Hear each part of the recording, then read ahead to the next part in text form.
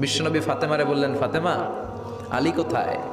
ফাতেমা বলল, আপনার জামাই আলী আমার সাথে ঝগড়া করে বাইরে গেছে। বিশ্বনবীর চেহারাটা আগুনের গোলার মতো লাল হয়ে গেল।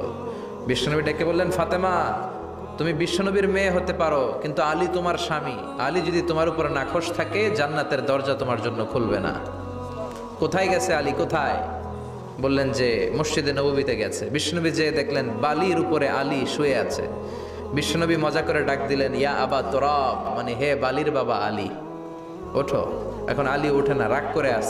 বিশ্বনবী এদিক দিয়ে তাকায়, আলী ওই দিকে তাকায়, মনে মনে করে এতক্ষণ আপনার মাইয়াই গুতাইছে, এখন আপনি গুতাইতেছেন। বিশ্বনবী যাই বললো, আলী রাগ করো না, ওঠো, তুমি আমার চাচাতো ভাই, আমার ঘরেই তো তুমি মানুষ হয়েছ। ঘাপটি মেরে হাতটা ধরে টান দিলেন। সেদিন আলী উঠতে বাধ্য হলেন, ঘরে নিয়ে আসলেন। নিয়ে এসে বিশ্বনবী খাটের মাঝখানে শুইলেন, ডান দিকে শোয়ালেন আলীকে, বাম দিকে শোয়ালেন ফাতেমাকে। এবার মেয়ের জামাই